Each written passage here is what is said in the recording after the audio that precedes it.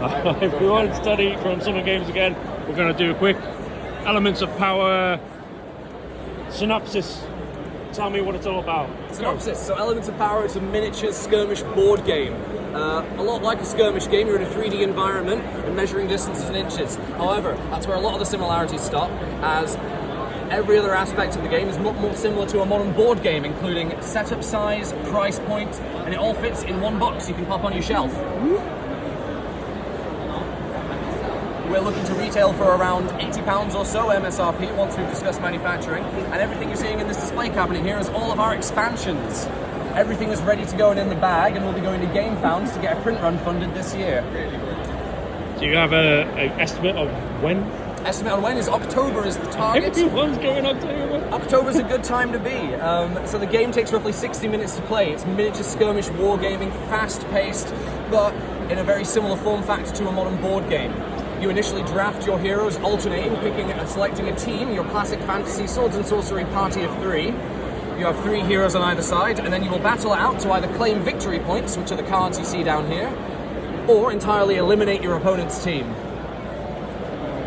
There are also elemental events that happen every turn, implying a twist or a modifier. Sometimes it might buff your saving throws, sometimes it might blow up a quarter of the board, damaging everyone in that area.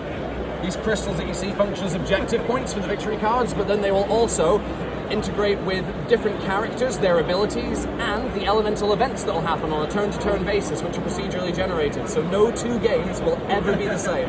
That's brilliant. So you're not only dealing with each other, you're also dealing with the elements of the board, which is chaotic.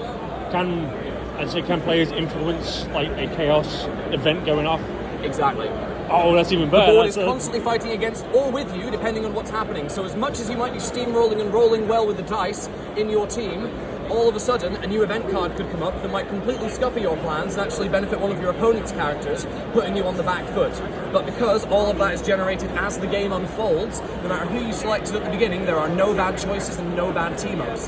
However, when you select a character, such as Tibbles here, the Tricky Time Cat, who's one of our first expanded characters, he comes in many forms. You get a stat card. The stat card here shows off all of your base stats, such as health, movement, attack, power, and resistance, which is like a saving throw. Every character has a passive ability, and then when you draft them, you select your powers. Now, every character unanimously has 4 points to spend when you start the game. So, some characters' abilities, such as Quantum Tibbles, cost 3 points, whereas others cost 1 or 2 points, depending on the ones that you go for. You select your loadout, roughly 5 or so different variations of every character that you might choose between, kind of like a skill tree or a build for a certain character, as you will. Once you've selected those, you go back and forth, meaning a certain character might be going, oh, he's picking a really offensive build, well, I'm going to pick this certain character because it might counter what they're looking like their strategy might be. Meaning that there's so many different synergies between different builds of characters, so that no combination of any characters you're drafting is ever going to be a bad combination, because there's always a way to play and counter someone else. Right. One of my questions, for Kickstarters, if you did like a future expansion down the line, will you readdress like a balance for say Tibbles, because why not? Say if a new group were to come into the game, would you go, oh right, now Tibbles needs these new cards, would you look into that? Yeah, that's something that I am allergic to when it comes to miniature wargaming and skirmish gaming. It's the fact that every 2 years certain companies need a new edition to come out just to balance their game. Now, we're not looking to do that. We've actually balanced everything. We spent years playtesting this game, so everything in the core set, your core 6 heroes, they're what comes with the game system. You'll get 7 miniatures, you will get the first core 6 characters, plus the gooey flesh construct. He's having a bad day, as you can see. Now, that's what comes with the core set, but our first 18 characters in total, 12 additional expanded characters, have already been playtested and gone through rigorous couple of years of testing, and meaning that each character functions, the game doesn't have separate factions, each character is a separate faction in of themselves, interacting with a different mechanic of the game differently, and having their very own unique theme, backstory. There's an extensive set of lore on our website, and in the core rulebook, as half of it, like any good skirmish game, is lore and artwork. And yes, the core rulebook comes with all of the backstory and info about all of our characters, all 18 of them.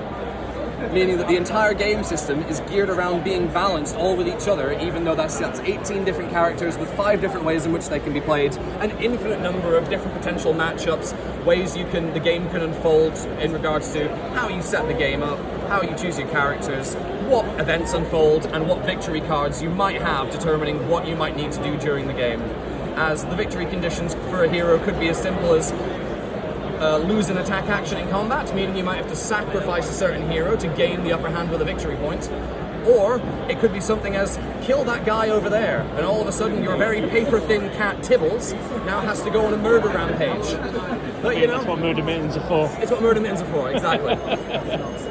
That's fantastic. Thank you very much. You're welcome.